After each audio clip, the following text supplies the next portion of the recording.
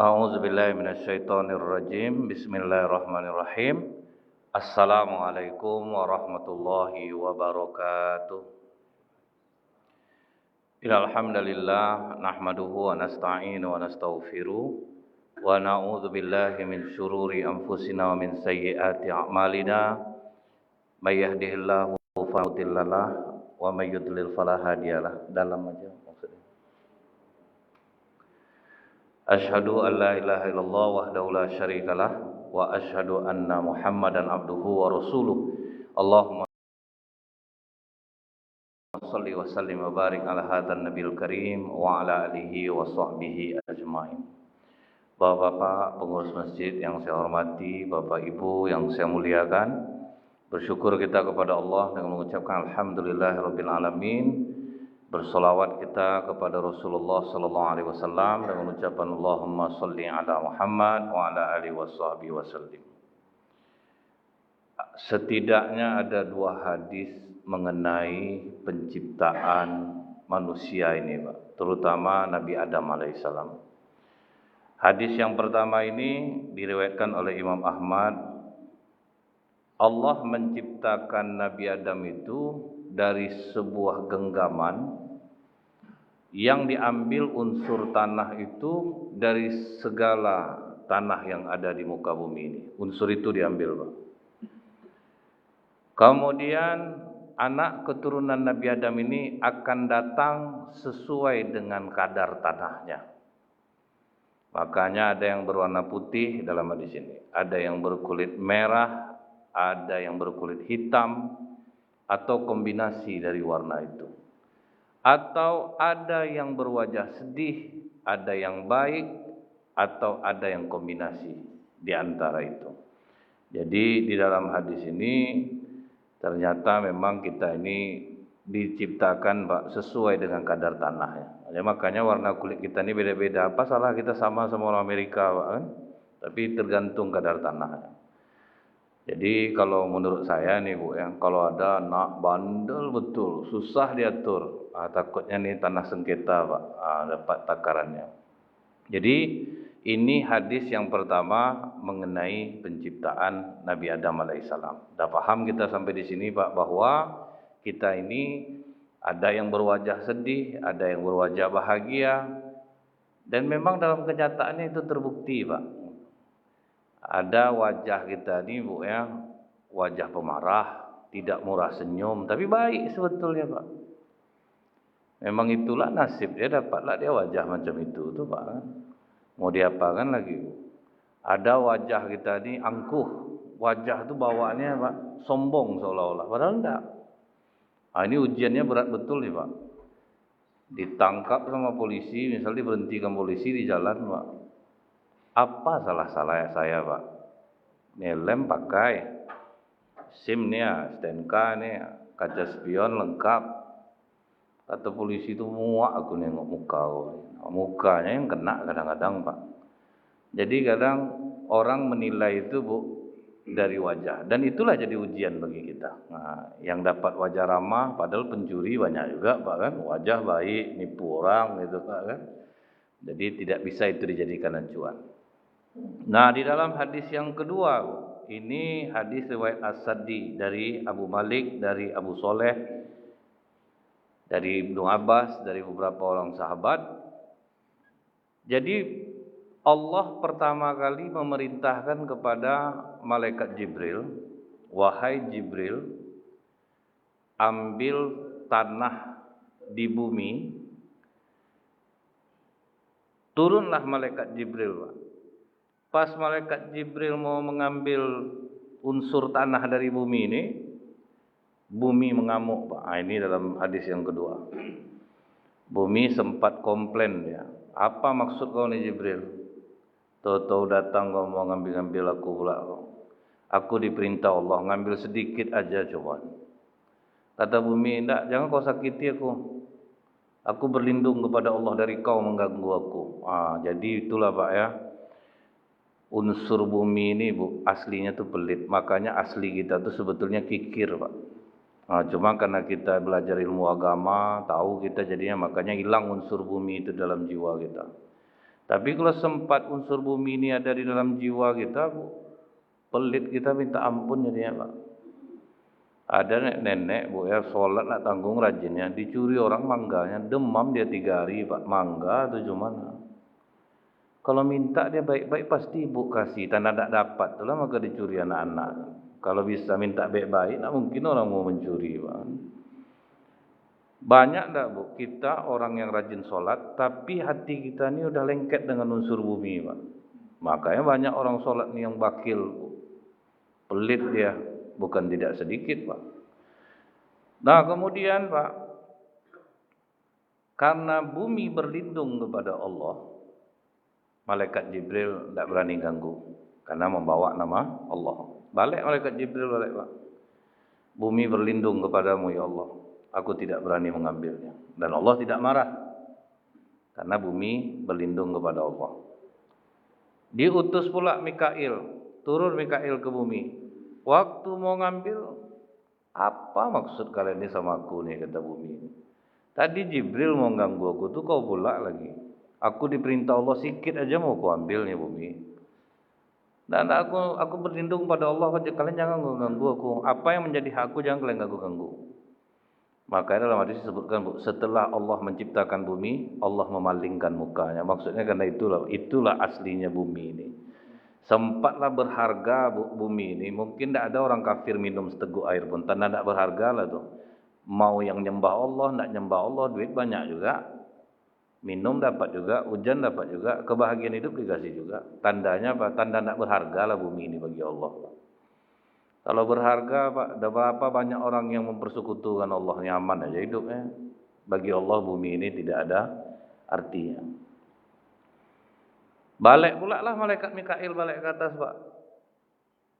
Setelah itu yang ketiga siapa diutus Allah? Malaikat maut Pak. Malaikat maut lah yang turun jadi yang ketiga.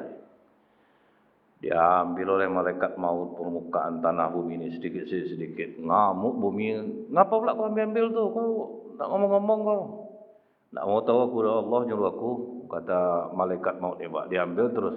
Aku berlindung kepada Allah dari kau mengambil aku. Dan aku pun tak akan balik ke Allah sebelum aku melaksanakan perintah Allah. Mau ngamuk lah kau, terserah kau lah. Diambil oleh malaikat maut Pak.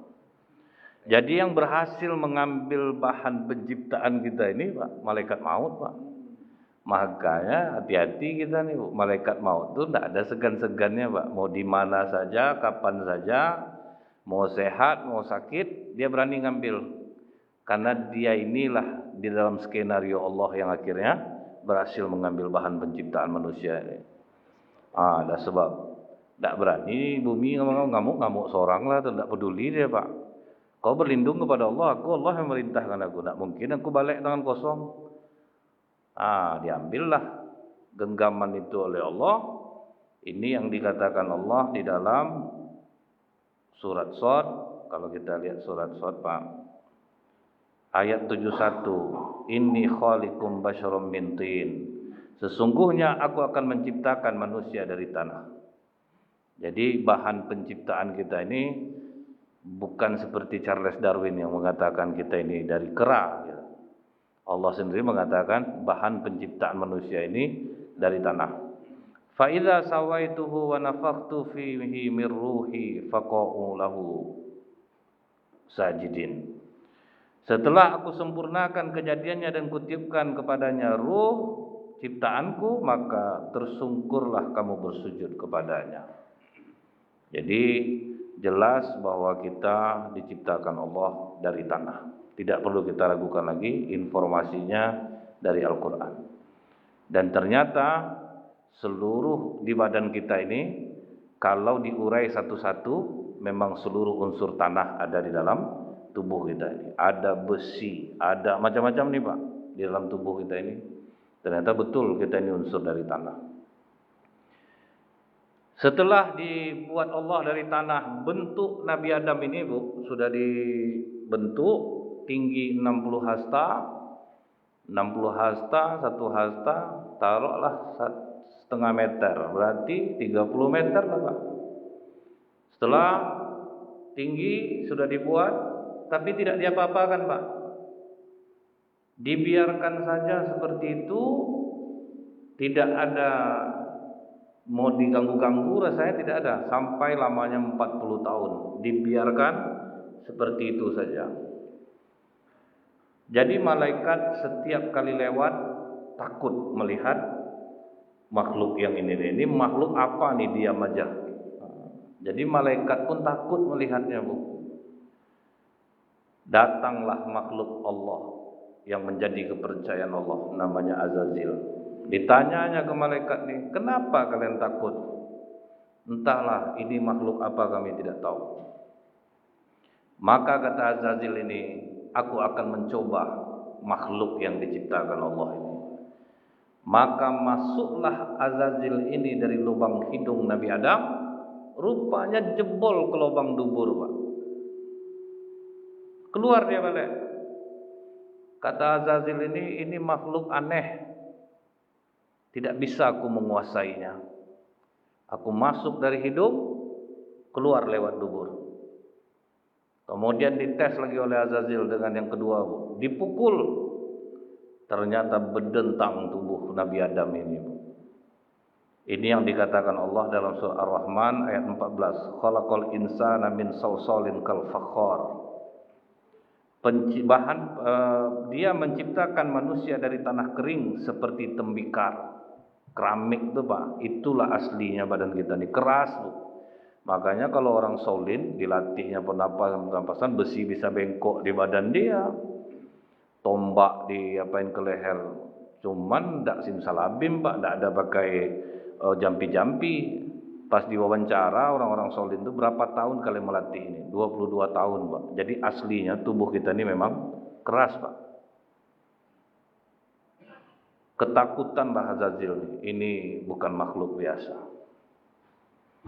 Jadi kita ini keras dan tidak bisa dikuasai oleh makhluk lain. Aslinya seperti itu. Aslinya tidak bisa dikuasai, Pak. Sampai 40 tahun itulah, Pak. Makanya usia kematangan manusia itu 40. Kalau belum berubah juga di usia 40, maka siap-siaplah masuk neraka. Itulah batasnya itu, Pak. Orang kalau tidak sholat juga sampai umur 40, dicabut Allah rasa malunya. Tidak ada rasa malu lagi, Pak. Orang azan duduk depan rumah biasa, tidak ada rasa malu. Memang dicabut Allah tuh, Pak. Walaupun mau kita bilang paling tidak masuklah ke dalam, Pak, kalau memang tidak sembahyang. Memang tidak peduli lagi, Pak. Jadi cabut rasa malu tuh. Nah, ini batasan kita untuk berubah. Karena tubuh Nabi Adam itu dibiarkan matang sampai 40 tahun. Nah, setelah 40 tahun baru ditiupkan ruh oleh Allah ke dalamnya. Pertama dimasukkan lewat kepala. Jadi dalam riwayat ini dimasukkan lewat kepala. Makanya yang harus kita jaga betul isi kepala kita nih, Pak. Berpikir kita. Karena apa kata dokter, Bu? 80% penyakit dari pikiran. Hanya 20% dari makanan. Selama ini orang menyalahkan makanan, darah tinggi, diabetes, kolesterol. Enggak, pikiran kita tuh asam urat. Orang gila aja makan nasi basi, makan apa, normal darah semua. Mana ada, dia tidak peduli dia. Kita ini terlalu berpikir betul. Nah, itulah yang menjadi bertambah dia, karena kepikiran betul jadinya, Pak. Itu yang bertambah jadinya, Bu. Batuk orang 3 kali di masjid berdenyut jantungnya, positif COVID. Itu yang buat positif itu jadinya, Pak. Ada suami, Bu, dia di rumah waktu itu karantina, dia di lantai atas, istri sama anak-anak di bawah. Jadi bapak tuh mau turun, Pak, ngamuk, istri di bawah. Jangan turun, Abang. Kena anak-anak ini nanti, berpikirlah, Bang, sedikit. Karena itu tuh bapak tuh mati, Pak, bukan karena COVID. Sakit jantungnya, Bu, digitukan istrinya tuh. Sampai istri pun tak mau dekat lagi sama anak, apa tak mati dibuatnya, Pak, kan? Nah, jadi pikiran kita ini lah, Bu, yang paling dahsyat, yang harus kita jaga itu, Pak. Nah, makanya dibilang Allah itu selalu bilang bagi orang yang berpikir, bagi orang yang berpikir. Nah, itulah tuh, Pak. Kalau tidak jaga pikiran ini, gawat ya. Nah, setelah dari kepala itu, Pak, turun ke mata. Pas di mata masuk ruh, terbelalaklah mata Nabi Adam melihat keindahan surga, buah-buahan surga. melotot langsung. Makanya kata Rasulullah, an-nazru sahmu masmumun min sihami iblis. Mata ini busur panah iblis. Faman tarakaha khaufa minallahi ta'ala a'tahu Allahu ta'ala imana yajidu halawatahu fi qalbihi. Siapa yang sanggup menahan matanya karena takut kepada Allah, Allah akan rasakan manis lezatnya iman di dalam dirinya. Jadi yang kita jaga betul pula nih Pak, mata inilah Pak.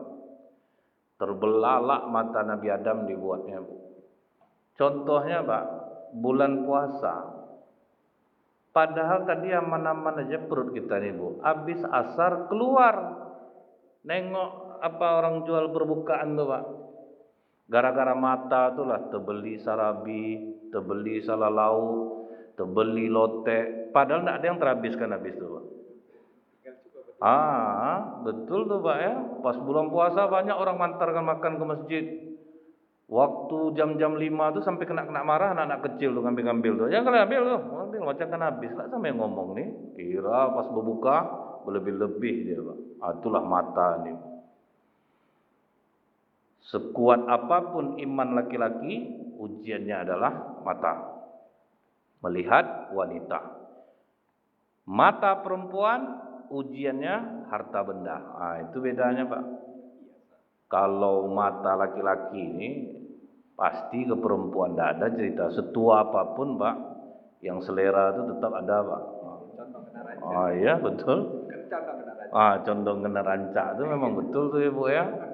Dulu ada, saya pas di lampu merah Polda Lama tuh Pak, saya di belakang, suami istri boncengan di depan. Di sebelahnya ada guru senam aerobik Pak. Bapak tuh gini nengoknya Pak. Dicubit sama istri, tak malu abang ini orang selama ini. Abang nengok kantor gubernur nih, anak itu abang tengok. Dalam hati saya memang itulah ujian laki-laki. Mau setaat apapun. Ingat ada ustadz yang sedang ceramah ditangkap polisi. Hampir ngamuk jamaah lagi Pak. Rupanya mencabuli 2 orang santrinya. Itu Pak. Tidak ada Pak. Iblis ini tidak ada. Macam-macam kami ini jangan Bapak bilang selamat nih Pak. Lainlah parah nih Pak.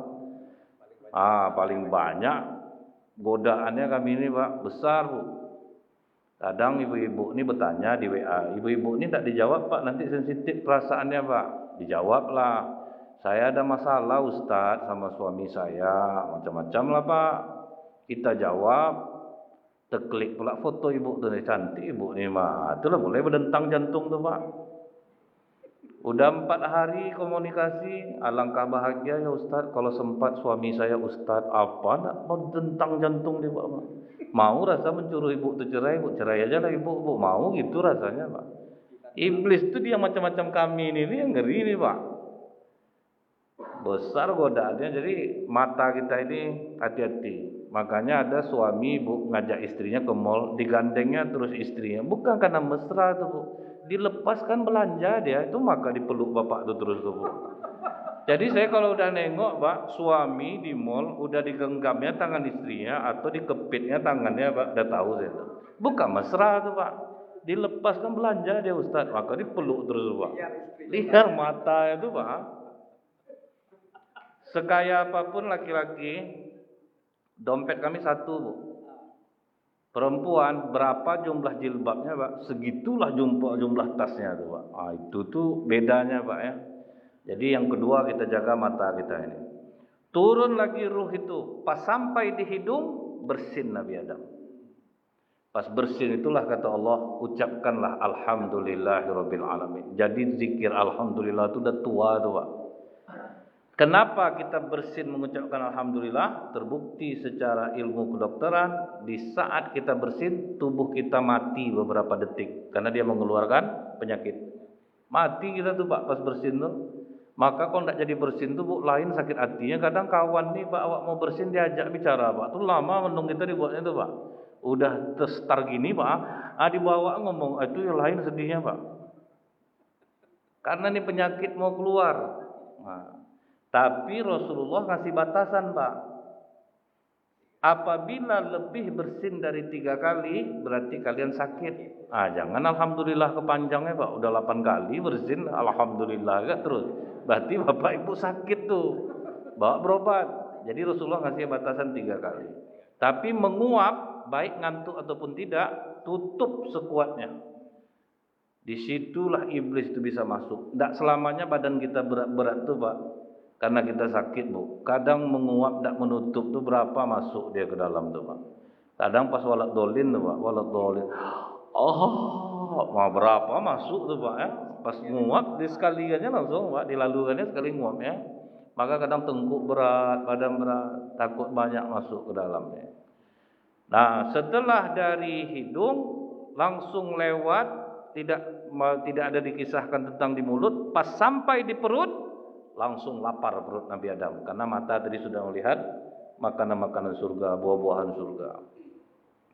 Begitu pas sampai di perut, ruh belum sampai di kaki, Nabi Adam langsung loncat Pak. Jadi tidak bisa dia bergerak. Maka Allah katakan khuliqal insanu min ajal. Manusia itu dijadikan bersifat tergesa-gesa. Itulah. Jadi loncat langsung Nabi Adam padahal ruh belum sampai di kaki. Makanya kita karena udah tahu Pak, asli kita tuh memang terburu-buru. Itulah yang harus kita redam-redam Pak. Bagaimana supaya kita tidak terburu-buru ke masjid, jauh sebelum masuk waktu sholat dan siap-siap kita. Itu maksudnya itu Pak. Jadi jangan saya Pak, Al-Falah Darul Muttaqin itu pakai tangga naik ke atas tuh. Itu kalau udah telat Bu, sesak napas Pak, naik langsung ceramah Pak. Wah itu sesak napas dibuatnya. Jadi itu salah kita gitu. Seharusnya jauh sebelum masuk waktu sholat dan siap-siap. Bahwa kita tuh tidak ada serba terburu-buru lagi. Nah insyaallah akan kita sambung kembali. Ini yang kita sampaikan kitab Qisasul Anbiya karya Ibnu Katsir rahimahullah. Subhanakallahumma bihamdika asyhadu an la ilaha illa anta astaghfiruka wa atubu ilaik. Assalamualaikum warahmatullahi wabarakatuh.